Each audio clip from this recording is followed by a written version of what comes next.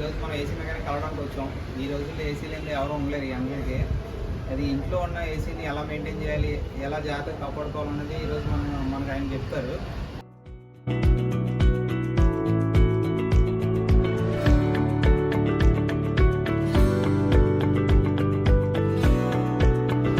పేరేంటండి? నాకు దినేష్ అండి. ఏసీ మెకానిక్ కాకుండా ఏం చేస్తాం? ఏసీ వర్క్ కాకుండా ఎలక్ట్రికల్ వర్క్ చేస్తుంటాను. లైక్ హౌస్ వైరింగ్ అని, ఫ్యాన్ వర్క్ అని, తర్వాత వాటర్ పంప్స్ అని, మొత్తం ఆల్మోస్ట్ అన్నీ చేస్తుంటాను. ఇప్పుడు ఏసీ ఉంటే కరెంట్ బిల్ ఎక్కువ వస్తుందని చెప్పేసి అంటారు. అది కరెంట్ బిల్ తగ్గించుకునే మార్గం ఏమైనా ఉందా మనకి? కరెంట్ బిల్ ఏసీ అని తగ్గించుకోవాలంటే మరి మీరు టెంపరేచర్ అనేది ఒక 25 దాటి పెట్టుకున్నారు అనుకోండి, మనకి అది అవుటర్ కట్ ఆఫ్ అవ్వడం బట్ దానివల్ల ఏమవుతుందంటే ఈ కరెంట్ బిల్ దానివల్ల చేయకూడదు. నెక్స్ట్ వచ్చి ఏసీ ఇండోర్ ఫ్రిడ్జ్ క్లియర్గా ఉంటాయనుకోండి, దానివల్ల కూడా త్వరగా రూమ్ కూలింగ్ వెళ్ళి కరెంట్ బిల్ తగ్గుతుంది. నెక్స్ట్ థర్డ్ పాయింట్ వచ్చేసి మీకు అవుటర్ ఉన్నది కదా బ్యాక్ సైడ్, అవుటర్కి కాయిల్ ఉంటుంది. అది నేను జనరల్గా ఏసీ మెకానిక్ కాకుండా నెక్స్ట్ మనకి మనం వెళ్ళి అవుటర్ జస్ట్ వాటర్ సర్వీసింగ్ మధ్య వాటర్ చేసుకుంటే దానివల్ల కూడా మనకి త్వరగా అవుటర్ హీట్ చేస్తుంది, కూలింగ్ గ్యాస్ పంపించి రూమ్ అనేది కూలింగ్ అవుతుంది. ఏసీ ఖచ్చితంగా స్టెబిలైజర్ అనేది ఉండాలా? ఖచ్చితంగా ఏసీకి ఖచ్చితంగా స్టెబిలైజర్ ఉండాలి.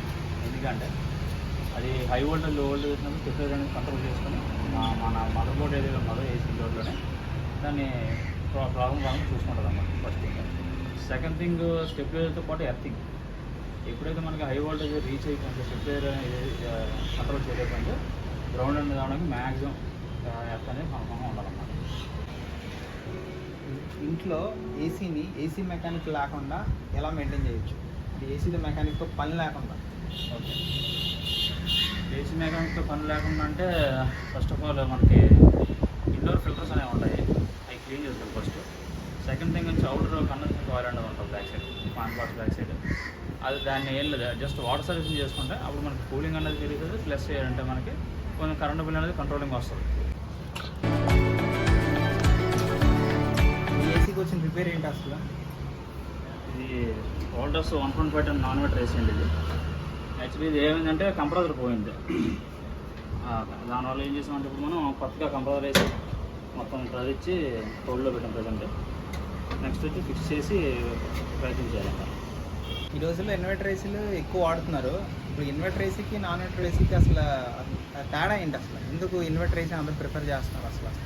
అంటే ఇప్పుడు ఇన్వర్టర్ ఏసీ ఎందుకంటే ప్రిఫర్ చేస్తున్నారు జనాలు, పవర్ సేవింగ్ అనేది అవుతాయని just first of all prefer చేస్తున్నారు. సెకండ్ థింగ్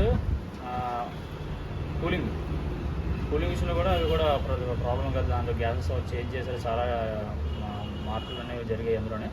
నెక్స్ట్ వచ్చి నాన్ ఇన్వర్టర్ ఏసీ ఎందుకంటే వాటిలో జనాలు అది కంటిన్యూస్గా వన్స్ పవర్ వెళ్తే కంటిన్యూస్గా రన్ అవుతుంటుంది కంప్రెసర్.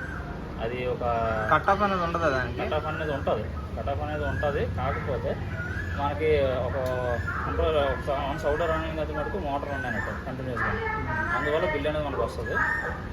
నెక్స్ట్ వచ్చి మనకి 25 దాటి కానీ పెట్టుకుంటే మటుకు మన పవర్ బిల్ సేవ్ చేసుకోవచ్చు ఫస్ట్ థింగ్. సెకండ్ థింగ్ వచ్చి ఇన్వర్టర్ ఏసీ కన్నా నాన్ ఇన్వర్టర్ ఏసీ బెటర్. ఎందుకంటే ఇప్పుడు రిపేర్స్ అనేవి అవ్వాలంటే నాన్ ఇన్వర్టర్ ఏసీ త్వరగా అవుతాయి. ఇన్వర్టర్ మూలలు అనేవి ఎండాకాలంలోనే రిపేర్లు వస్తే మటుకు అవ్వకపోతే చాలా ఇబ్బంది పడిపోతున్నారు కూడా జనాలు. కాబట్టి మ్యాక్సిమం నాన్ ఇన్వర్టర్ ఏసీకి ప్రిఫరెన్స్ అనేది ఇవ్వండి. నాన్ ఇన్వర్టర్ ఏసీలు ఎక్కడ దొరకట్లేదు బట్ సెర్చ్ చేయడం అయితే కొన్ని ఇప్పుడు చూస్తున్నారు నాన్ ఇన్వర్టర్ ఏసీలు వస్తున్నాయి. లాభం ఉండదు, బిజినెస్ మోడల్ ఫెయిల్డ్ అవ్వలేదు. కాకపోతే కొన్ని కంపెనీలు బాగున్నాయి, కొన్ని కంపెనీలు అనేది ఫెయిల్డ్ అయిపోతున్నాయి. ఫెయిల్డ్ అవ్వడం ప్లస్ అంటే రిపేర్లు అవ్వకపోవడం బోర్డులు, అందువల్ల చాలా ఇబ్బంది పడుతున్నారు జనాలు. కాబట్టి ఏంటంటే non inverter AC maximum preference చూడండి. పవర్ బిల్ నుంచి చూడకండి, మనకి టైంకి రిపేర్ అవ్వడం చూడండి. ఇప్పుడు రిపేర్ ఎందుకంటే సమ్మర్లో ఎక్కువ రిపేర్లు అనేవి ఎక్కువ వస్తుంటాయి కాబట్టి అనుకోండి వెంటనే అంటే మటుకు నాన్ ఇన్వర్టర్ ఏసీలే, అది మనకి 100%. అవునవునవును.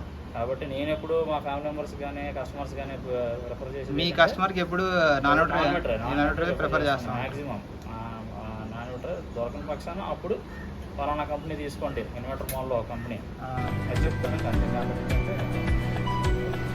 ఇప్పుడున్న కంపెనీల్లో ఏ కంపెనీ ఏసీ చాలా మంచిది?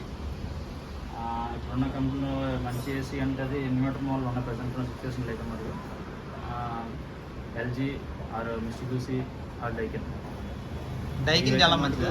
డైకింగ్ కూడా బాగుంటుంది. నెక్స్ట్ వచ్చి మనకి కూలింగ్ అనేది ఈ ఎక్స్పీరియన్స్ బాగుంటుంది, చాలా బాగుంటుంది అన్నమాట అన్నింటిలో కన్నా. ఓకే దినేష్ గారు, ఈ విలువైన సమయాన్ని మాకు కేటాయించినందుకు ధన్యవాదాలు. ఓకే, మా సబ్స్క్రైబర్స్కి హాయ్ చెప్పండి. హాయ్.